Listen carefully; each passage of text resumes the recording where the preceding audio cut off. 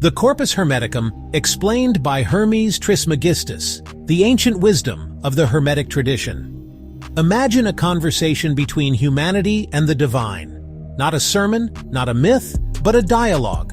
A guidebook to the mysteries of existence. That's the Corpus Hermeticum, a collection of teachings attributed to Hermes Trismegistus, the legendary sage said to be part god, part man, and part philosopher. For centuries, this text has whispered about the nature of God, the soul, and the cosmos. Today we'll dive into its core principles and lessons, ancient wisdom that still speaks to our modern search for meaning. Chapter 1. The Nature of the Divine. The Hermetic writings begin with a breathtaking claim. There is only one source, a divine mind, pure consciousness that births and sustains everything. Unlike gods of myth with tempers and rivalries, this God is infinite, eternal, beyond form, yet present in all things. Hermes describes it as the one mind, a silent, invisible presence that thinks the universe into being. The lesson here?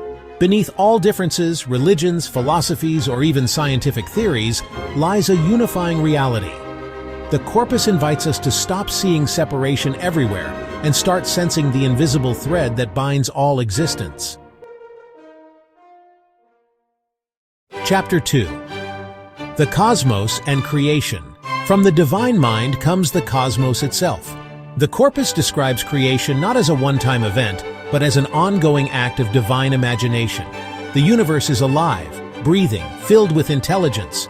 The stars are not cold or meaningless, they are part of a great living order. The Hermetic principle says, as above, so below. The heavens mirror the earth, and the earth mirrors the heavens. Think about it. The structure of galaxies looks strangely like the neurons in our brain. The pulsing of planets around stars resembles the pulse of atoms around a nucleus. To the Hermetic mind, this is no accident. The macrocosm and the microcosm reflect one another. The takeaway? When we study the world around us or the world within, we're looking at the same universal pattern. Chapter 3.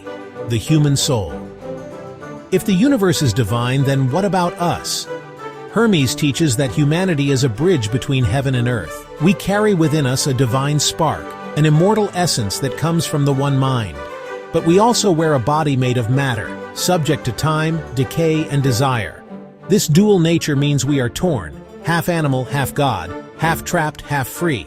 The Corpus tells us that the soul's destiny is to awaken, to remember its divine origin and rise above ignorance. The body dies, but the true self, the spark of divinity, lives on.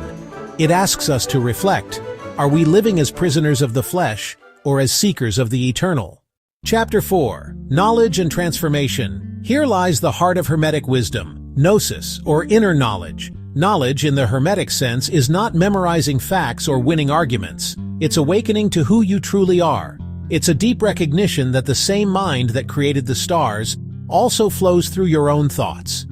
Transformation comes through this recognition. When the soul knows itself, it is freed.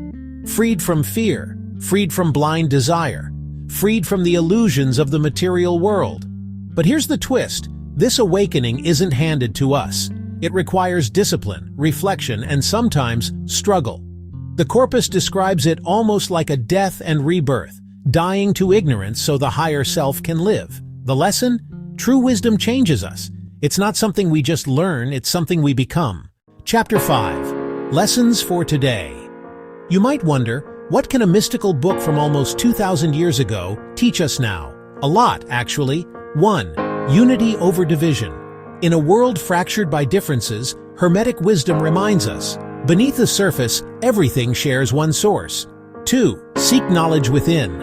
Our age worships information, but the Corpus points to a deeper knowledge, the kind that transforms character, not just feeds curiosity. 3. Live consciously. To Hermes, life is sacred because it participates in the divine. Every choice, every action can either draw us closer to the light or deeper into forgetfulness. 4. Balance the two selves. We are not just bodies chasing survival, nor pure spirits ignoring the world. The challenge is to live with both, grounded in earth, yet reaching for heaven. Conclusion: the timeless call. So what's the final message of the Corpus Hermeticum? It's simple yet profound. Wake up. Wake up to the divine spark within you. Wake up to the unity of the cosmos. Wake up to the truth that life is not random, but radiant with meaning.